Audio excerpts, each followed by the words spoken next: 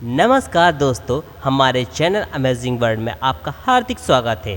दोस्तों, हमारा सौरमंडल हमेशा से बहुत से रहस्य अपने भीतर दफन किए हुए है, जिसे इंसान साइंस की मदद से तलाशने की कोशिश करता है। इसी कोशिश का नतीजा है कि हम धरती पर जीवन की शुरुआत और चंद्रमा से पृथ्वी के संबंध को समझ पाते हैं। लेकिन जैसे जैसे धरती पर इंसानों की जनसंख्या बढ़ रही है, वैसे वैसे प्रदूषण और ग्लोबल वार्मिंग का खतरा भी मंडरा रहा है। ऐसे में इंसान पृथ्वी को छोड़कर किसी दूसरे ग्रह में जीवन की तलाश में जुट गया है, और इसी तलाश में सबसे पहला नाम आता है चंद्रमा का। दोस्तों, चंद्रमा पर मानव काफ़ी पहले कदम रख चुका है और अब वहाँ मानव बस्ती बसाने की योजना बनाई जा रही है। लेकिन इन सब के विपरीत चंद्रमा पर बस्ती बसाने से पहले वहाँ जिंदा रहने के लिए मूलभूत आवश्यकताओं की खोज ज़रूरी है, जिसमें एक है पानी। पानी के बिना इंसान के जीवन की कल्पना भी नहीं की जा सकती, और नासा को चंद्रमा की सतह पर पानी के संकेत मिले हैं।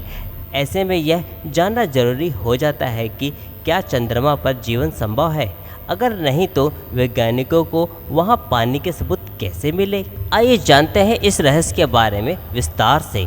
लेकिन दोस्तों, इसके बारे में जानने से पहले अगर आप हमारे इस चैनल पर पहली बार आए हैं तो दोस्तों हमारे चैनल को सब्सक्राइब कर लीजिए और साथ ही साथ चैनल में दिए गए बेल आइकन को दबाना ना भूलें, जिससे कि आपको हमारे चैनल से जुड़े नए नए वीडियो सबसे पहले प्राप्त हो सकें। दोस्तों, चंद्रमा की सतह और उसकी बनावट को लेकर साल दर साल वैज्ञानिक कई तरह के शोध करते रहते हैं। लेकिन हाल ही में अमेरिका स्पेस एजेंसी नासा ने चंद्रमा की सतह पर पानी मिलने का खुलासा किया। नासा द्वारा इस घोषणा के बाद चंद्रमा पर जीवन के मूलभूत आवश्यकताओं को लेकर बहस शुरू हो गई।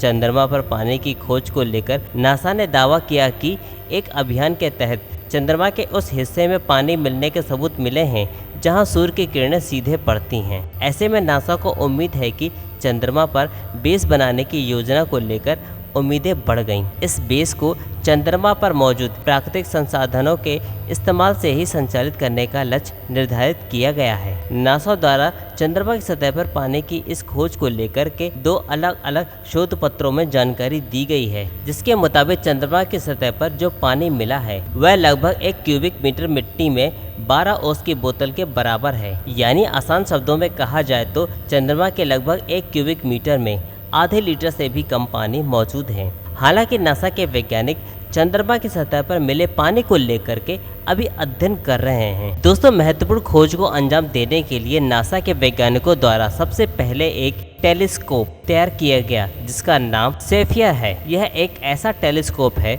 जो वायुमंडल के काफी ऊपर उड़ सकता है। इसी टेलीस्कोप की मदद से नासा के वैज्ञानिकों को बड़े पैमाने पर सौरमंडल और चंद्रमा की स्पष्ट तस्वीरें मिलती रहती हैं। इसी टेलीस्कोप की मदद से नासा के वैज्ञानिकों और शोधकर्ताओं ने चंद्रमा की सतह पर पानी के अणुओं की पहचान की है। एक दूसरे अध्ययन में वैज्ञानिकों ने चंद्रमा के उस क्षेत्र का अध्ययन किया है जो हमेशा अंधेरे में रहता है। वैज्ञानिकों का मानना है कि चंद्रमा के इस ठंडे हिस्से में पानी बर्फ की तरह जमे या स्थायी तौर पर मौजूद हो सकता है। आपको बता दें कि वैज्ञानिकों को चंद्रमा के दोनों ध्रुवों पर ठंडे जाल मिले हैं, जिससे यह अनुमान लगाया गया है कि चंद्रमा की सतह का करीब 4000 वर्ग किलोमीटर क्षेत्र पानी को किसी न किसी रूप में बांध कर रखने की क्षमता रखता है। दोस्तों, आप लोग सोच रहे होंगे कि ये खोज हम लोगों के लिए इतनी ज़रूरी क्यों है। तो दोस्तों, जैसा कि हम जानते हैं कि धरती पर जनसंख्या विस्फोट लगातार होता जा रहा है। भविष्य में धरती पर इंसानों के रहने के लिए पर्याप्त जगह नहीं होगी। ऐसे में मंगल ग्रह और चंद्रमा पर मानव बस्ती बसाने की योजना बनाई जा रही है। इस योजना के तहत चंद्रमा के जिस हिस्से में ज़्यादा पानी मिलेगा और जहां सूरज का सीधा प्रकाश उपलब्ध होगा, वहां मानव बेस बनाए जाएंगे। इस कार्य को पूरा करने के लिए पहले कई अलग अलग मिशन के जरिए जांच और रिसर्च की जाएगी, जिसके बाद वहां स्थायी आवास बनाए जाएंगे। इस योजना के सफल हो जाने के बाद इंसान के पास धरती के अलावा चंद्रमा पर रहने का विकल्प भी होगा।